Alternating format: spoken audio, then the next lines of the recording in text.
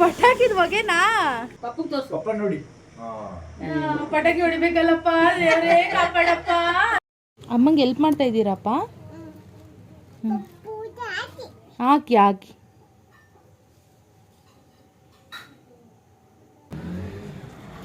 Hi all, ಎಲ್ಲರೂ ಹೇಗಿದ್ದೀರಾ? ಎಲ್ಲರೂ ಚೆನ್ನಾಗಿದ್ದೀರಾ ಅಂತ ಅನ್ಕೊತೀನಿ. ಇವತ್ತು ದೀಪಾವಳಿ ಹಬ್ಬದ 3ನೇ ದಿವಸದ ಲಾಸ್ಟ್ ಡೇ ದೀಪಾವಳಿ ಹಬ್ಬದ ವಿಡಿಯೋ ಮಾಡ್ತಾ ಇರೋದು. ನಮ್ಮನೇಲಿ ನಮ್ಮ ಮೇಡಮ್ ಅವ್ರಿಗೆ ಡೈಲಿ ಸ್ನಾನ ಇರಲೇಬೇಕು. ಅವ್ರಿಗೆ ಒಂದು ದಿವಸನೂ ತಪ್ಪಿಸಲ್ಲ. ಅಕಸ್ಮಾತ್ ಅವತ್ತಿನ ದಿವಸ ಏನಾದ್ರು ತಪ್ಪಿಸ್ಬಿಟ್ಟೆ ಅಂತಂದರೆ ನೈಟ್ 11 ಗಂಟೆ 12 ಗಂಟೆಯಲ್ಲಿ ಸ್ನಾನ ಮಾಡಬೇಕಂತಾರೆ. ಇವಾಗ ಅವ್ರಿಗೆ ಯಾವ ಬಟ್ಟೆ ಬೇಕು ಅದನ್ನು ಚೂಸ್ ಮಾಡಿಬಿಟ್ಟು ಅಮ್ಮ ನನಗೆ ಇದಾಕಿ ಅದಾಕಿ ಅಂತ ಎತ್ಕೊಂಡು ಬಂದು ಕೊಡ್ತಾಯಿದ್ರು.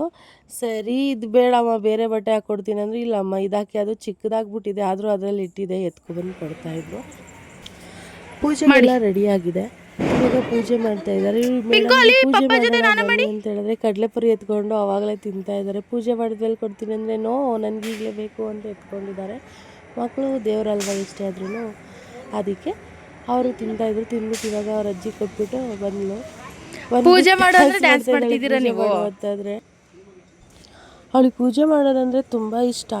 ಲಾಸ್ಟ್ ಟೈಮು ವರಮಹಾಲಕ್ಷ್ಮಿ ಹಬ್ಬದಲ್ಲಿ ದೀಪ ಹಚ್ಚಿದಾಗ ದೀಪನ ಹೋಗಿ ಕೈಯಲ್ಲಿ ಹಿಡ್ಕೊಂಡ್ಬಿಟ್ಟಿದ್ಲು. ಅಂದರೆ ಬೆಂಕಿ ಕೈಗೆ ತಗೊಳ್ಬಿಟ್ಟಿತ್ತು.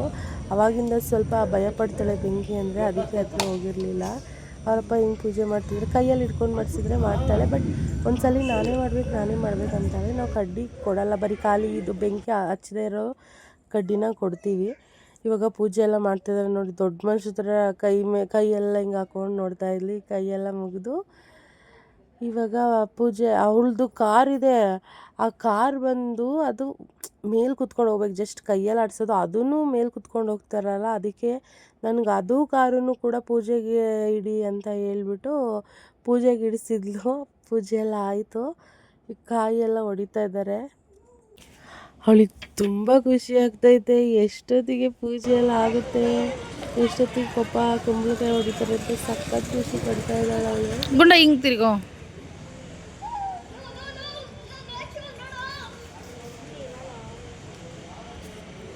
ಈ ಹುಡುಗರು ಎಲ್ಲಿಂದ ಬಂದ್ರು ಅಂತ ಗೊತ್ತಿಲ್ಲ. ಸುಮ್ಮನೆ ರೋಡಲ್ಲಿ ಸೈಕಲ್ ಹೊಡ್ಕೊಂಡು ಹೋಗ್ತಾ ಇದ್ರು. ಬಂದ್ರು ಲಾಸ್ಟ್ ಟೈಮ್ ಹೊಡೆದಾಗ ಈ ಮನೆಗೆ ಬಂದಾಗ ಫಸ್ಟ್ ಟೈಮ್ ಒಂಥರ ಮುಜುಗರ ಆಗ್ತಿದ್ದು. ಆಗ್ತಾನೆ ನಾವು ಬಂದಿದ್ವಿ, ಇನ್ನೂ ಒಂದು ತಿಂಗಳು ಕೂಡ ಆಗಿರಲಿಲ್ಲ. ಪೂಜೆ ಮಾಡಿದಾಗ ಇಷ್ಟು ನನಗೆ ಪರಿಚಯ ಇರಲಿಲ್ಲ. ಬಟ್ ಈ ವರ್ಷ ಚೆನ್ನಾಗಿ ಮಾಡಿದ್ವಿ, ತುಂಬ ಖುಷಿ ಆಯಿತು. ಈ ಸರಿ ಎಲ್ರಿಗೂ ಇವಾಗ ಸ್ವೀಟ್ ಕೊಟ್ಟು 3 ರೂಪಾಯಿ ಸಿಕ್ತಾ ಕಡಲೆಪುರಿ ಕೊಡೋಣ ಅಂತ ಹೇಳ್ಬಿಟ್ಟು. ನೀವೆಲ್ಲ ಬರ್ತೀರಾ ಅಂದ್ರೆ ಜಾಸ್ತಿ ಆಗ್ತಿದ್ನ, ನೀವು ಯಾರು ಬರ್ಲಿಲ್ವಲ್ಲ. ಏನು ಕುಂಕುಮ ಆಗ್ಬಿಟ್ಟಿತ್ತು. ಕಡಲೆಪುರಿ ಕೊಡಿ, ಹಂಗೆ ಕಡಲೆಪುರಿ ಕೊಡಿ. ಕಡಲೆಪುರಿ ಸ್ವೀಟ್ ಎಲ್ಲ ನೀರು ಬೇಕಾ? ರೆಡಿ ಒಂಚೂರು ಜಗ್ಗಲ್ಲಿ ನೀರು ಕೊಡುವ. ನೀ ಎತ್ಕೊಳ್ಳಲ್ವಾ? ಹಾಂ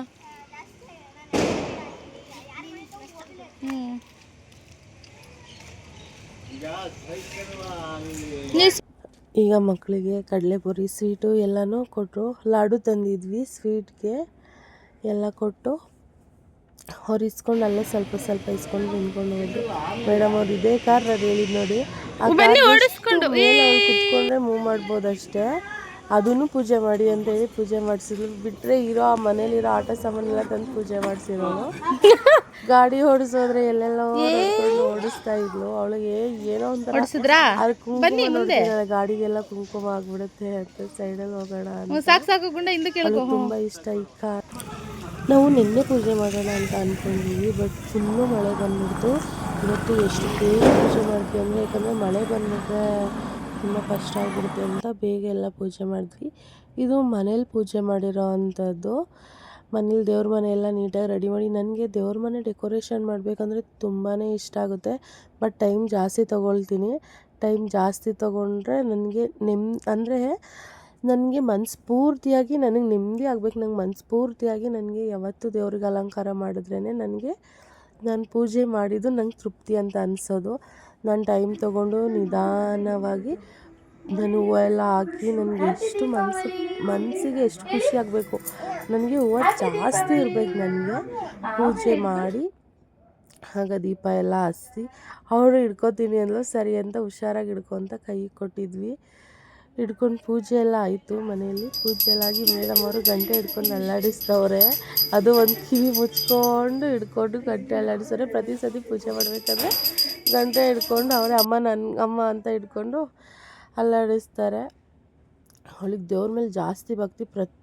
ಒಂದು ಕಲ್ಲಿಗೆ ನೀವು ಕುಂಕುಮ ಹಾಕ್ಬಿಟ್ಟು ಇಟ್ಬಿಟ್ಟಿದ್ರು ಅದು ದೇವರು ಅಂತ ಹೋಗಿ ಕೈ ಮುಗಿತಾರೆ. ಅಷ್ಟು ಅವ್ರಿಗೆ ತುಂಬ ಇಷ್ಟ ದೇವರು ಅಂದರೆ. ಫೈನಲಿ ನಮ್ಮ ಮನೆ ದೇವ್ರು ಈ ಥರ ಕಾಣ್ತಾ ಇದೆ ನೋಡಿ. ಹೂವು ಅಂತೂ ತುಂಬ ರೇಟಾಗಿತ್ತು. ಅಮ್ಮ ಊರಿಂದನೇ ಹೂವು ತಂದಿದ್ದರಿಂದ ತುಂಬ ಖುಷಿಯಾಯಿತು. ಅವರೇ ಎಲ್ಲ ಬಿಡಿ ಹೂವು ಎಲ್ಲ ತಂದು ಅವರೇ ಕಟ್ಕೊಟ್ಟಿದ್ರು. ಹಬ್ಬ ಅಂದಮೇಲೆ ಮನೇಲಿ ಏನಾದರೂ ಸ್ವೀಟ್ ಮಾಡಬೇಕಲ್ವಾ. ನಮ್ಮ ಮನೇಲಿ ಎಲ್ರಿಗೂ ಹಾಲು ಖೀರ್ ಅಂದರೆ ತುಂಬ ಇಷ್ಟ. ನಾನಿವಾಗ ಹಾಲು ಖೀರನ್ನ ಮಾಡ್ತಾಯಿದ್ದೀನಿ. ಈ ಹಾಲು ಖೀರಿಗೆ ನಾನು ಸ್ವಲ್ಪ ಸಬ್ಬಕ್ಕಿನ ಆ್ಯಡ್ ಮಾಡ್ಕೊತಾ ಇದ್ದೀನಿ. ಸಬ್ಬಕ್ಕಿನ ಒಂದು 20 ಮಿನಿಟ್ಸ್ ಅಷ್ಟೇ ನಾನು ನೆನೆ ಹಾಕಿರೋ ಸಬ್ಬಕ್ಕಿನ ಕುದೀತಾ ಇರೋ ಹಾಲಿಗೆ ಹಾಕ್ಕೊಂಡು ನಾನು ಅದನ್ನು ಬೇಯಿಸ್ಕೊತಾ ಇದ್ದೀನಿ. ಸ್ವಲ್ಪ ಒಂದು 2-3 ಮಿನಿಟ್ಸ್ ಅಷ್ಟೇ ಅದನ್ನು ಬೇಯಿಸ್ಕೊಳ್ಬೇಕು. ಅವಾಗವಾಗ ಕೈ ಆಡ್ತಿರ್ಬೇಕು, ಯಾಕಂದರೆ ತಳ ಹಿಡ್ಕೊಂಡು ಬಿಡುತ್ತದು. ಅದಕ್ಕೋಸ್ಕರ ಅದನ್ನು ಸ್ವಲ್ಪ ನೋಡ್ಕೊತಾ ಇರಿ. ಅದಾದಮೇಲೆ ನಮ್ಮ ಮನೆಯವ್ರು ಬಂದರು. ಕೊಡಮ್ಮ ನಾನೇನಾದರೂ ಎಲ್ಪ್ ಮಾಡ್ತೀನಿ ಅಂದರು. ಸರಿ ತಗೋ ಏಲಕ್ಕಿ ಕೊಟ್ಟು ಅಂತ ಅಂದ್ಬಿಟ್ಟು ಅವ್ರ ಕೈಲಿ ಕೊಟ್ಟಿದ್ದೆ. ಆಮೇಲೆ ಇದಕ್ಕೆ ತುಪ್ಪದಲ್ಲಿ ಹುರ್ಕೊಂಡಿರೋಂಥದ್ದು, ತುಪ್ಪದಲ್ಲಿ ನಾನು ದ್ರಾಕ್ಷಿ ಗೋಡಂಬಿನ ಚೆನ್ನಾಗಿ ಫ್ರೈ ಮಾಡ್ಕೊಂಡಿದ್ದೀನಿ. ನಮ್ಮ ಮನೇಲಿ ನಮ್ಮ ಪಾಪುಗೆ ದ್ರಾಕ್ಷಿ ಅಂದರೆ ತುಂಬ ಇಷ್ಟ. ಅದಕ್ಕೆ ಅವಳಿಗೋಸ್ಕರ ಸ್ವಲ್ಪ ದ್ರಾಕ್ಷಿನ ಜಾಸ್ತಿ ಹಾಕಿದ್ದೀನಿ. ನಾವೇನು ದ್ರಾಕ್ಷಿ ಗೋಡಂಬಿ ಇಷ್ಟಪಡಲ್ಲ, ಬಟ್ ಅವಳಿಗೋಸ್ಕರ ಹಾಕಿದ್ದೆ. ದ್ರಾಕ್ಷಿ ಗೋಡಂಬಿನ ತೆಗೆದಿಟ್ಕೊಂಡ್ಬಿಡಿ. ನೆಕ್ಸ್ಟು ಇದೇ ತುಪ್ಪಕ್ಕೆ ನಾನು ಶಾವಿಗೆನ ಹಾಕ್ಕೊಂಡು ಫ್ರೈ ಮಾಡ್ತಾಯಿದ್ದೀನಿ. ಶಾವಿಗೆನ ಹಾಕ್ಕೊಂಡು ಸ್ವಲ್ಪ ಕೆಂಪಗಾಗೋ ಥರ ಚೆನ್ನಾಗಿ ಫ್ರೈ ಮಾಡ್ಕೊಳ್ಳಿ. ಕೆಂಪಗಾಗೋ ಥರ ಶಾವಿಗೆನ ಚೆನ್ನಾಗಿ ಫ್ರೈ ಮಾಡ್ಕೊಂಡಿದ್ದಾಯಿತು. ಇವಾಗ ದ್ರಾಕ್ಷಿ ಗೋಡಂಬಿ, ಶಾವಿಗೆ, ಸಕ್ಕರೆ ಎಲ್ಲನೂ ತೆಗೆದಿಟ್ಕೊಂಡಿದ್ದೀನಿ. ಇವಾಗ ಇದು ಕುದೀತಾ ಇದೆ ಹಾಲು, ಸಬ್ಬಕ್ಕಿನೂ ಕೂಡ ಬೆಂದಿದೆ. ಈ ಕುದೀತಾ ಇರೋ ಹಾಲಿಗೆ ನಾನು ಶಾವಿಗೆನ ಹಾಕ್ಕೊಂಡಿದ್ದೀನಿ. ನೀಟಾಗಿ ಎಷ್ಟು ಚೆನ್ನಾಗಿರುತ್ತೆ ಗೊತ್ತಾ ಪಾಯಸ.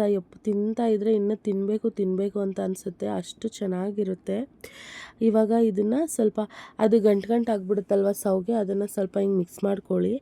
ನೀಟಾಗಿ ಮಿಕ್ಸ್ ಮಾಡಿಕೊಂಡು ಶಾವಿಗೆ ಹಾಕಿದ್ಮೇಲೆ ಜಾಸ್ತಿ ಬೇಯಿಸೋಕೆ ಹೋಗ್ಬೇಡಿ. ಒಂದು 1/4% ಬೇಯಿಸ್ಕೊಳ್ಳಿ. 1/4% ಬೇಯಿಸಿದ್ಮೇಲೆ ಅದಕ್ಕೆ ಸ್ವಲ್ಪ ಶುಗರ್ನ ಆ್ಯಡ್ ಮಾಡ್ಕೊತಾ ಇದ್ದೀನಿ.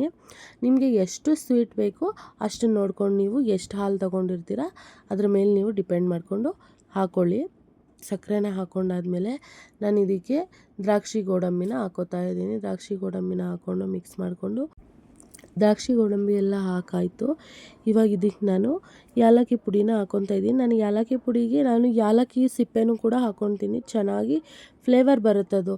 ನಾನು ಏಲಕ್ಕಿ ಸಿಪ್ಪೆ ಏಲಕ್ಕಿ ಪುಡಿ ಎರಡೂ ಹಾಕ್ಕೊತಾ ಇದ್ದೀನಿ.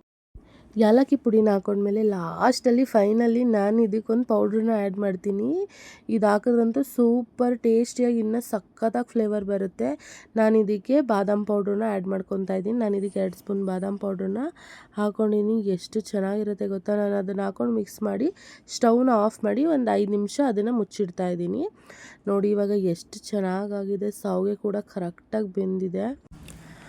ನಮ್ಮ ಮನೇಲಿ ಹಾಲು ಖೀರ್ ಅಂತೂ ತುಂಬ ಬೇಗನೆ ಖಾಲಿ ಆಗುತ್ತೆ, ಯಾಕಂದರೆ ಎಲ್ರಿಗೂ ಇಷ್ಟ ಅಲ್ವಾ. ಅದಕ್ಕೆ ನೀವು ಒಂದ್ಸತಿ ಹಾಲು ಖೀರನ್ನ ಮಾಡಿ ಹೇಗಿತ್ತು ಅಂತ ನನಗೆ ಕಮೆಂಟ್ ಮಾಡಿ.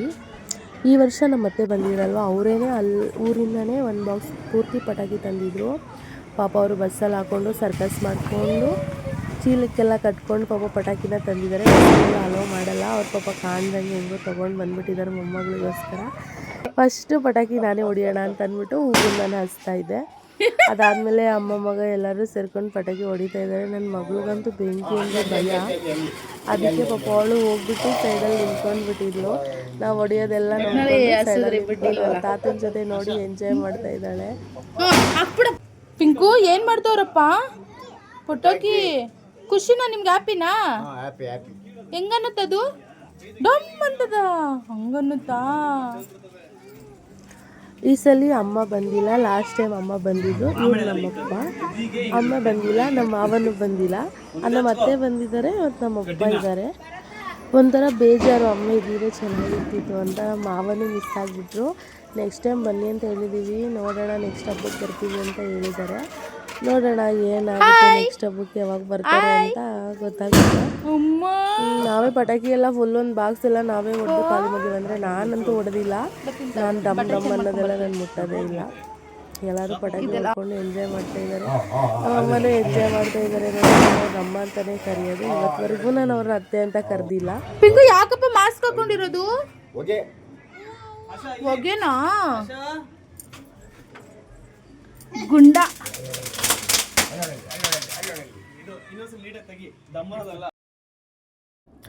ಅದೇನೋ ಅದನ್ನು ಹಸ್ಬಿಟ್ಟಿದ್ದಾರೆ, ಅದು ಚಟಪಟ ಚಟಪಟ ಅಂತೈತೆ. ಅದಂತೂ ಹೆವಿ ಸ್ಮೆಲ್ಲು. ನನಗೆ ಪಟಾಕಿ ಸ್ಮೆಲ್ಲೆಲ್ಲ ಆಗಲ್ಲ. ಅದಕ್ಕೆ ಪಿಂಕು ನಾನು ಇಬ್ರು ಮಾಸ್ಕ್ ಹಾಕೊಂಡ್ಬಿಟ್ಟಿದ್ವಿ. ಅಲ್ಲಿ ನೋಡಿ ನನಗೆ ಡಮ್ ಅಂದ್ಬಿಡುತ್ತೆ ಅಂತ ಭಯ. ನಾನು ಹಿಂದೆ ಮುಂದೆ ಓಡಾಡ್ತಾ ಇದ್ದೀವಿ. ಪಟಾಕಿದ ಹೊಗೆನಾ, ಅದಕ್ಕೆ ಮಾಸ್ಕ್ ಹಾಕೊಂಡಿದ್ದೀರಾ?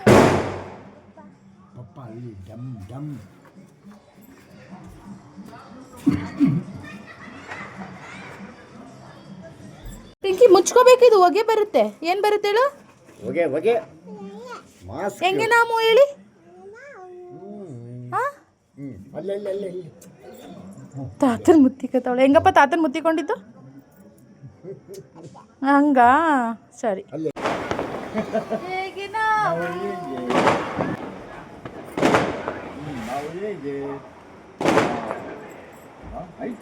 ಫೈನಲಿ ನಮ್ಮ ಮನೆಯವ್ರು ಬಿಟ್ಟಿಲ್ಲ. ಒಂದು ಅಟಮ್ ಬಾಂಬ್ ಆದರೂ ಹಸು ಅಂತ ಹೇಳ್ಬಿಟ್ಟು ಹಸಿಸ್ತಾ ಇದ್ದಾರೆ. ನಾನು ಇದನ್ನ ಹಸಕ್ಕೆ ಒಂದು 20 ನಿಮಿಷನಾದರೂ ಸರ್ಕಸ್ ಮಾಡಿದ್ದೀನಿ.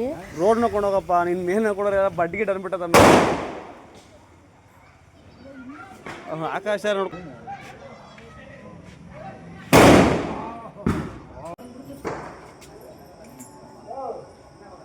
ಹೊಡಿತಾ ಇದ್ದಾರೆ. ನನಗಂತೂ ಭಯ, ಎಷ್ಟು ಭಯ ಆಯಿತು ಅಂತಂದರೆ, ಅಪ್ಪನೂ ಪಟಾಕಿ ಎಲ್ಲ ಹೊಡೆದಾಯ್ತು. ಈಗ ಮಗಳ ಕೈಯಲ್ಲಿ ಒಂದಾದರೂ ಹಸ್ಬೇಕು ಅಂತ ಹೇಳ್ಬಿಟ್ಟು ಯಾರೋ ಮಗಳ ಕೈಯನ್ನು ಹಚ್ಚಿಸಿದ್ರು. ಪಾಪು ಎದ್ರಕೋತಿದ್ಲು, ಆದರೂ ಖುಷಿನೂ ಪಡ್ತಾಳೆ, ಎದ್ರಕೊಂತಾನೆ. ಅವಳಿಗೇನೋ ಒಳಗಡೆ ಖುಷಿ, ಒಂಥರ ಭಯ ಎಲ್ಲ ಇತ್ತು.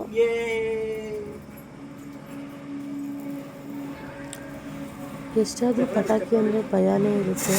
ಯಾಕಂದರೆ ಅದು ಯಾವಾಗ ಯಾವ ಟೈಮಲ್ಲಿ ಹೆಂಗೆ ಸಿಡಿದು ಬಿಡುತ್ತೆ ಅಂತಲೇ ಹೇಳೋಕ್ಕಾಗಲ್ಲ. ಈಗ ಈ ಥರ ಕೂಡ ಇದೆ, ಇದರಲ್ಲೂ ಡಮ್ ಅಂತಲೂ ಅನ್ಬೋದು. ಯಾಕಂದರೆ ನಮ್ಮ ಅಕ್ಕನೂ ಒಂದ್ಸಲ ಇದೆ ಅದಕ್ಕೋಸ್ಕರ ದೂರದಲ್ಲೇ ಇದ್ದು ಪಟಾಕಿನ ಹೊಡೆದು ಎಂಜಾಯ್ ಮಾಡಿ. ಪ್ಲೀಸ್ ಯಾರೂ ಮಾಡಬೇಡಿ ಪಟಾಕಿ ವಿಷಯದಲ್ಲಿ.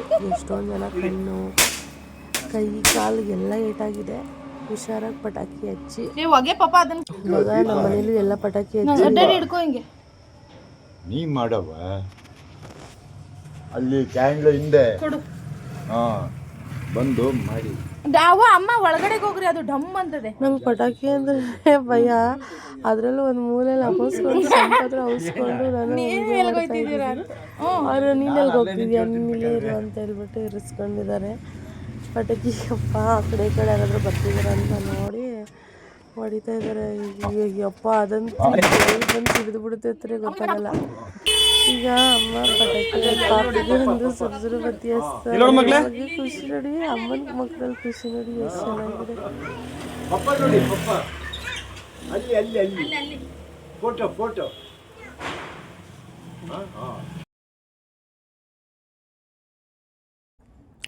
ಇದು ಯಾವುದೋ ಹಾವು ಪಟಾಕಿ ಅಂತೆ. ಹಾವು ಥರ ಹೋಗುತ್ತಂತೆ, ನೋಡೋಣ ಹೆಂಗೆ ಹೋಗುತ್ತೆ ಅಂತ.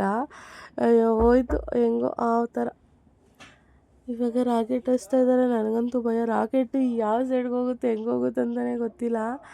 ಅವರೇ ನನಗೆ ಭಯ ಆಗ್ತೈತೆ ಅಂದಿದ್ದಕ್ಕೆ ಕೊಡು ನಾನೇ ಹಿಡ್ಕೊತೀನಿ ಅಂದ್ಬಿಟ್ಟು ಹಿಡ್ಕೊಂಡು ಹಚ್ಚಿದ್ರು. ಮತ್ತೆ ಒಂದು ರಾಕೆಟ್ ನಾನು ಮಾಡ್ತೀನಿ ವಿಡಿಯೋ ಕೊಡು ಅಂತ ಹೇಳ್ಬಿಟ್ಟು ಇಸ್ಕೊಂಡು ವಿಡಿಯೋ ಮಾಡಿದೆ. ಅದು ಎಲ್ಲೆಲ್ಲ ಹೋಯ್ತು, ಹೆಂಗೆ ಗೊತ್ತಾಗ್ತದೆ. ಅಪ್ಪ ಹಸಿದ್ ನೋಡಿ ಎಷ್ಟು ಫಾಸ್ಟಾಗಿ ಮೂವ್ ಆಗ್ಬಿಡ್ತು ಅಂತಂದರೆ, ಅವರಿಂದ ಎದ್ದೇ ಇಲ್ಲ, ಆಗಲೇ ಮೂವ್ ಆಗ್ಬಿಡ್ತು. ಅದಕ್ಕೆ ಸ್ವಲ್ಪ ಹುಷಾರಾಗಿ ಪಟಾಕಿ ಹೊಡಿಬೇಕು ಅಂತ ಹೇಳಿದ್ರು.